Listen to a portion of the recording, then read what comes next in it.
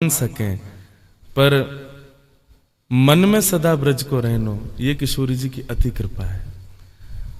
तन से तो कई लोग वृंदावन में और ब्रजवास कर रहे हैं, तन से तो कई लोग पूरे ब्रजमंडल में रह रहे हैं, पर मन में वृंदावन को, मन में बरसाने को, मन में गोवर्धन नाथ जी को, मन में श्री यमुना जी को बसा नहीं पा रहे हैं।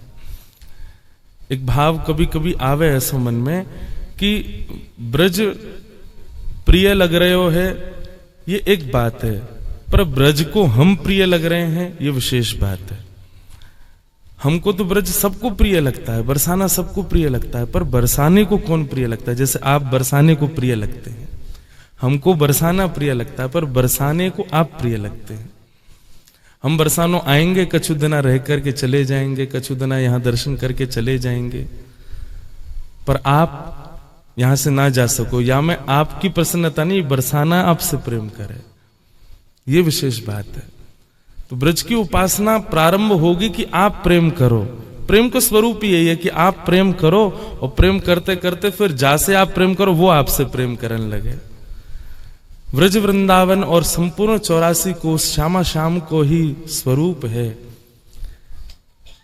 मैं ऐसा भाव मानू महाराज जी कि जब तक रज के प्रति कण की भावना है, धूल की भावना है, तब तक समझो कि अभी ब्रज को हम प्रिय नहीं लगे हैं। जा समय रज के प्रति धूल की भावना नष्ट है करके ये भावना आ जाए कि श्यामा श्याम के चरणार विंद ही हैं, ये श्यामा श्याम की चरण रज ही है। श्री यमुना जी के प्रति जल की भावना नहीं, श्री यमुना जी के प्रति नदी की भावना ना करके, हमारे आचार्य बतावे कि श्री श्यामा श्याम जब निकुंज में किलोल करें तो उनके प्रश्वेत के बिंदु, उन्हीं के अंग को श्रम जल, वही श्री यमुना जी बनकर के बह रही हैं। यमुना जी के प्रति जल की भावना नहीं, यमुना जी के प्रति सामान्य नदी की भावना ना हो करके ये भावना प्रकट हो जाए साक्षात श्यामा श्याम के चरणार विंद के, साक्षात उनके श्री अंग को प्रश्वेत ही है, उनको श्री अंग को जल ही है। श्री गिरिराज जी के प्रति शिला की भावना नहीं, श्री गिरिराज जी के प्रति पर्वत की भावना ना हो करके साक्षात हमारे चैतन्य नंद नंदन ही हैं, ऐसी भावना प्रकट हो।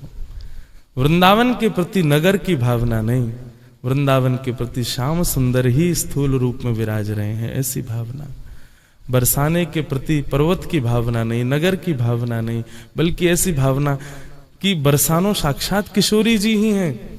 तो स्थिति ये हो जाएगी कि बरसानो आ गए, बरसाने में प्रवेश कर गए, तो बरसाने में आते ही भले ही हम महल में नहीं पहुंच पाए, कोई कोने में ही बैठ गए ना, वहीं हमको अनुभव हो जाएगा कि श्यामा जी सामने खड़ी हैं। वृंदावन पहुंच गए, वृंदावन में कोई कोने में ही बैठ गए ना, तो वहीं अनुभव हो जाएगा आज राधारमण जी की पोशाक कैसी है, आज बिहारी जी को बंगला कैसो है, श्री राधा वल्लभ लाल जी को मुकुट कैसो है। ये कब होगा? जब ब्रज आपसे प्रेम करने लगेगा। और ब्रज आपसे प्रेम कब करेगा? जब सबके प्रति चैतन्य भावना। हमारे श्री हरिराम व्यास जी कहते हैं, वृंदावन साचो धन भैया। या संसार में सबसे श्रेष्ठ धन क्या है? बोले वृंदावन है। वृंदावन कहवे से केवल छठीकरा से लेकर के और श्री यमुना जी तट तक जो नगर है वो वृंदावन नहीं, संपूर्ण चराचर 84 कोस वृंदावन ही कहलावे। अभी महाराज जी कल गिरिराज जी कथा पूरी करके आयो, तो वहां एक भाव पढ़ रहे कि श्री गिरिराज जी जो है ये वृंदावन को मध्य है, मध्यस्थ है। तो या को मतलब बरसानो नंदगाम सब वृंदावन ही है। जहां श्री राधा चरण रेणु की कमलालेत भलैया, वृंदावन साचो धन भैया। किशोरी जी की बलैया लेवे की क्षमता नहीं है। कमला यानी कि लक्ष्मी, लक्ष्मी अधिष्ठात्री हैं, लक्ष्मी देवी हैं, सर्वोपरि हैं, परंतु वे लक्ष्मी भी किशोरी जी के प्रत्यक्ष बलैया ना ले सके। तो बोले किशोरी जी जब चली जावे तो किशोरी जी की जो चरण रज अंकित है जाए ना, वह कोमल चरण रज को श्री लक्ष्मी जी वाकी बलैया लय में, वो ही इतनी सुंदर है, किशोरी जी कितनी सुंदर होंगी। तब किसी ने हरिराम व्यास जी से कहा कि हे व्यास जी, ये वृंदावन समझ में कैसे आएगो, ये ब्रजरस समझ में कैसे आएगो। तब श्री हरिराम व्यास जी आज्ञा कर रहे हैं, कनक कूट कोटिक लगत जिए, भजिए कुंवर कन्हैया। कनक कूट कोटिक लग तजिए, जाने कभी त्याग नहीं किया होगा वो वृंदावन को पा ना सके। जो सोच रहे हो कि मैं सब रसन में भी रहूं, मैं सब प्रकार के भावन में भी रहूं, सब संसारी विषय भोगन में भी रहूं और फिर वृंदावन भी रह लूं, ठाकुर जी प्रेम गली अति सांकरी, तामे दो ना समाये। लालन पहले ही झांक करके देख लें, हृदय में पहले ही इतना सब भर रखो है, मैं तो ना आऊंगा, मुझे तो पूरी जगह चाहिए। श्री हरिराम व्यास जी कह रहे हैं, कनक कूट कोटिक लग तजिए, जब तक त्याग ना करोगे तब तक वृंदावन प्राप्त ना है सके। और हरिराम व्यास जी तो कह रहे हैं, छोटे मोटे त्याग की बात नहीं, हमने चाहे छोड़ दे वृंदावन मिल जाए, चाहे छोड़वे तो नहीं मिलेगो। त्याग ऐसा करना पड़ेगा जा त्याग को करने में आपको पूरा जीवन झकझोर जाए, पूरा आपको जन्म से लेकर के और जितनी आयु है सब कियो धरो ऐसा है जाए कि महाराज बिल्कुल ही परिवर्तित है, सब छोड़ दियो त्याग। कनक कूट कोटिक लग तजिए, हरिराम व्यास जी तो कह रहे हैं कि मेरू पर्वत के समान करोड़ों पर्वत स्वर्ण के त्यागो, तब भजिए कुंवर कन्हैया, तब कुंवर कन्हैया को भजो, तब ठाकुर जी कृपा करेंगे, तब श्री जी कृपा करेंगे। ऐसा नहीं है कि उनको अभिप्राय है कि आप ये सब करोगे तो ही वो आपसे मिलेंगे। ठाकुर जी तो आपको शुद्ध देखना चाहें, पवित्र देखना चाहें। किशोरी जी तो चाहें कि आप परम पवित्र है जाओ, परम शुद्ध है जाओ, परम शुद्ध परम पवित्र है जाओगे, उनको प्रिय लगोगे। बाकी हम भले ही विषयों में रहें, श्री जी को वैसे कोई दिक्कत थोड़ी है, रहो तो अपने रहो, लेकिन यदि पानो चाह रहे हो व्रज वृंदावन को, पानो चाह रहे हो या ब्रज रज को, तो वाक्य लिए कनक कूट कोटिक लग तजिए, भजिए कुंवर कन्हैया। हरिराम व्यास जी कह रहे हैं, सुन तो सब लेंगे लेकिन करेगो कोई नहीं। आतुर वन में व्यास पुकारे, है कोई रसिक सुनैया, वृंदावन साचो धन भैया। आतुर होकर के श्री हरिराम व्यास जी कह रहे हैं, लेकिन कोई सुनवे वारो नहीं। सुन तो सब रहे हैं लेकिन करवे वारो कोई नहीं है। हरिराम व्यास जी उनके चरित्र में आवे बाबा कि वे स्वयं ओरछा नरेश के गुरुपति हैं, गुरु हैं, परंतु वृंदावन आकर के श्री हितहरवंश महाप्रभु के वचनामृत सुनकर के ऐसा त्याग कियो, 2 बैलगाड़ी पोथी भर के लाए थे ओरछा से वृंदावन। परम विद्वान थे श्री हरिराम व्यास जी, लेकिन श्री हितहरवंश महाप्रभु के साथ एक क्षण के संवाद में ऐसी वृत्ति बदली कि बैलगाड़ी ने लेके जमुना जी पे गए और सबरे ग्रंथन को यमुना जी में बहान लगे। कोई ने कही, बोले कहा कर रहे हो भैया? बोले वृंदावन आकर के सांचो धन पतो चलो। आज तक तो मैं 2-2 बैलगाड़ी में भर के ग्रंथन को लेके घूम रहे हो, लेकिन यहां आकर के पतो चली श्रुति में परे स्मृति में परे, भजन्तु भव भीता नीतिम अपरे, अहंतु नंदम वृंदे यस्या लिंदे ब्रह्म वसता। मैंने श्रुतियों में कृष्ण को ढूंढा, मैंने स्मृतियों में नंद नंदन को ढूंढा, मैंने वेदज्ञ और ऋषियों के पास, तपस्वियों के पास जाकर के उस पर ब्रह्म को ढूंढा, लेकिन पर ब्रह्म कहीं नहीं मिला। तब किसी ने कहा, बोले कहां मिला? बोले अहम तु नंदम वृंदे। जैसे ही मैं वृंदावन आया तो वृंदावन की दहली पर मैंने उस पर ब्रह्म को लदा हुआ देखा, खड़ा हुआ नहीं, विराजमान नहीं, लदा हुआ। ऐसे श्री हरिराम व्यास जी कह रहे हैं, कनक कूट कोटिक लग तजिए, भजिए कुंवर कन्हैया, वृंदावन सांचो धन भैया। तो ब्रज आपको प्रिय लग रहे हो है ये एक बात है, पर ब्रज को आप प्रिय लग रहे हो ये विशेष बात है। और उसके लिए कहां से पता चले कि ब्रज को हम प्रिय लग रहे हैं? यमुना जी पे जाइयो, यमुना जी के प्रति जल की भावना नष्ट है जाए तो समझ जाइयो ब्रज को हम प्रिय लग रहे हैं। रज के प्रति धूल और कण की भावना ना होकर के साक्षात श्यामा श्याम के चरणार विंदन के ही ये पराग हैं, ऐसी भावना लेकर के उनको आप अपने मस्तिष्क से लगा रहे हो। उसके प्रति धूल की भावना नहीं आ रही, हीन भावना नहीं आ रही, लेट वे में नेक भी संकोच नाए है रहे हो है, तो समझ जाओ ब्रज को आप प्रिय लग रहे हो। श्री गिरिराज जी के दर्शन करके शिला की भावना, पर्वत की भावना ना हो करके साक्षात नंद नंदन ही पौड़े भये हैं, लेटे भये हैं, ऐसी भावना आ रही है, तो समझो ब्रज आपको स्वीकार कर रहे हो है। बरसानो, नंदगाम, वृंदावन आदि आदि जो ब्रजमंडल की ये स्थान हैं, इनके प्रति स्थान नगर की भावना ना आकर के, जैसे नंदगाम जा रहे हैं तो यही भावना है, साक्षात नंद नंदन ही नंदगांव है, साक्षात श्री जी ही बरसानो हैं, साक्षात श्यामा श्याम को युगल स्वरूप ही वृंदावन है, ये भावना आ जाए तो समझ जाओ ब्रज को आप प्रिय लग रहे हो। बस इन्हीं भावना के साथ पूज्य हमारे बाबा के चरणन में बारंबार प्रणाम। और बाबा मैं फिर कहूंगा कि हमको और पूरे विश्व को ब्रज प्रिय लगे, पर या ब्रज को आप प्रिय लगो।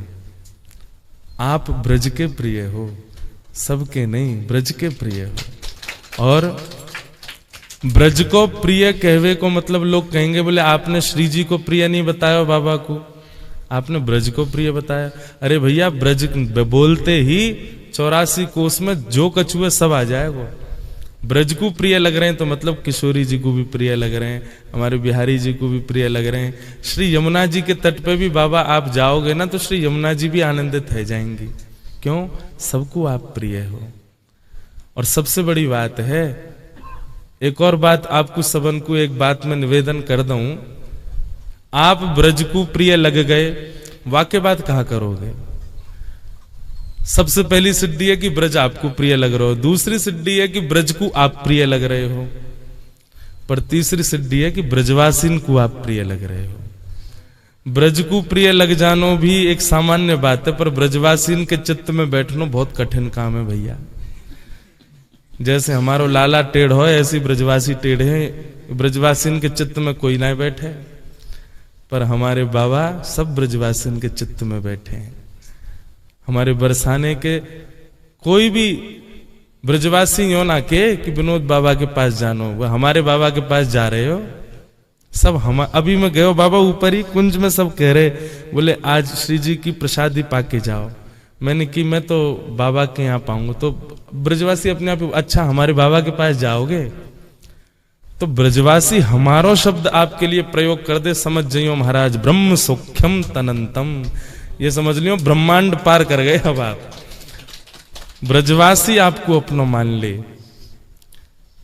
जयति तेधिकम जन्मना ब्रजः श्रयत इंदिरा सस्वदत्र ही। महाराज जी आचार्य वर्णन करते हैं, ते जन्मना अधिकम जयति। गोपियां कह रही हैं हे लालन, आपके जन्म से ब्रज की प्रसिद्धि हो गई। हमारे ब्रज के ब्रजवासी बोले अरे राम राम, जे कैसो अर्थ लगायो, लाला के जन्म से ब्रज की प्रसिद्धि थोड़ी भैया। तो बोले ब्रज में लाला आयो या हमारे लाला प्रसिद्ध है गए, ब्रज में लाला आयो या हमारे लाला की प्रसिद्धि है गई। ते जन्मना ब्रजम अधिकम जयति। गोपियां कह रही हैं लाला तुम ये अंतर ध्यान है गए हो, ज्यादा इतराओ मत हमारे सामने। ये सब तुम्हारे अंदर जो ये भाव आ गए हो ना कि तुम परब्रह्म हो, न खलु गोपिकानंदनो भवान अखिल देहि नाम अंतरात्मदृक् विखन सार्थितो विश्व गुप्त। हम सब जाने तुम नंद जी के लाला ना हो, तुम यशोदा के लाला ना हो, कौन है? बोले न खलु गोपिकानंदनो भवान अखिल देहि नाम अंतरात्मदृक्। पूरे ब्रह्मांड में जितने जीवात्मा हैं सबके अंतस्थ में विराजमान जो दिव्य चेतना है, जो दिव्य परमात्मा है, वो आप हो। परंतु लाला ये बात सुनकर के कहीं इतरा मत जाइयो कि मैं तो परमात्मा हूं। ये परमात्मा ने कई अवतार लिए, लेकिन सबसे प्रसिद्ध कृष्णावतार ही क्यों है? क्योंकि ये ब्रज में भयो है। लाला हम ब्रजवासीन के बीच में भयो, या हमारे तेरी इतनी प्रसिद्धि है गई, अब इतराए मत, जल्दी प्रकट है जा हमारे आगे। गोपीन की यही बात को सुन करके तासामाविर्भूत सौरी स्मयमाय मुखाम्भुज पीतांबर धरश रघुवी साक्षान मनमथ मनमथ। ठाकुर जी पीतांबरी पहन करके अपनो मुख उघार करके गोपीन के बीच में प्रकट है गए। तो भैया सबसे प्रथम सीढ़ी की आपको ब्रज प्रिय लग रहे हो है, संत जनन की वाणी सुनकर के प्रयास करो कि ब्रज को आप प्रिय लगो, और जब ब्रज को आप प्रिय लगवे लग जाओ फिर तीसरी सिद्धि का है ब्रजवासिन को प्रिय बनो। ब्रजवासिन के प्रिय बन गए तो महाराज ब्रह्मांड में आपको कोई ना रोक सके। ऐसो ये ब्रज मंडल है, या की रज है, यहाँ की यमुना जी हैं, श्री गोवर्धन नाथ हैं, ये सांचे धन है भैया। इनके शरण ग्रहण कर लो, इन्हीं की शरण में आ जाओ। सब रसिक जनन की खूब आस्वादन करके, इनकी वाणी सुन सुन करके ब्रज हमारे चित्त में विराजे, ब्रज के चित्त में हम विराजें और ब्रजवासीन के चित्त में हम विराज जाएं। बस यही के लिए अपनो भजन साधन करो। श्री वृंदावन बिहारी लाल, वृषभानु दुलारी की। ज्यादा बोल गए बाबा। कम बोलो। तो आज हमारे बड़े मंगलमय दिन है। राधा रानी हमारे ऊपर बहुत प्रसन्न है, भगवान प्रसन्न है, उनकी कृपा बरस रही है। हम कैसे जानेंगे ना, उनके प्रेमी भक्त जब आ जाए तो समझ लेना वो राधा रानी के कृपा के वाहक है। भक्त के हृदय में राधा रानी निवास करते हैं। तो भक्त आ गया तो मान लो राधा रानी भक्ति लेकर के आए हैं तुम्हारे लिए, उपहार देने के लिए, है ना। तो ऐसे प्रेमी, ये नहीं कि दाढ़ी जट रखने से ही भगवान के बड़े प्रिय भक्त होते हैं, ऐसे नहीं। ये तो जन्म से ब्रजवासी, फिर ऐसे ही इनका क्या कहना है, ऐसे ही अपने पिता भी ऐसे अति प्रसिद्ध कथावाचक है। हम 40-45 साल हो गया उनके कथा श्रवण करते करते, फिर ऐसे ही परिवेश में जन्म लिए हैं। भक्ति भावना में इनकी हृदय भरपूर है। राधा रानी की असीम कृपा बरस रही है। तो आज हमारे भीतर आ करके जो ये कथामृत जितना भी हो, जो कथामृत सुधा थोड़ा सा वर्षण कर रहे हैं, हम कृतकृत्य हैं, धन्य मानते हैं अपने को, जो उनके श्रीमुख से थोड़ा सा ऐसे हरि कथामृत सुधा श्रवण करने का मौका मिल गया है। रात तो हो गया, 11 बज रहा है, प्रसाद पाएंगे, दूर जाएंगे।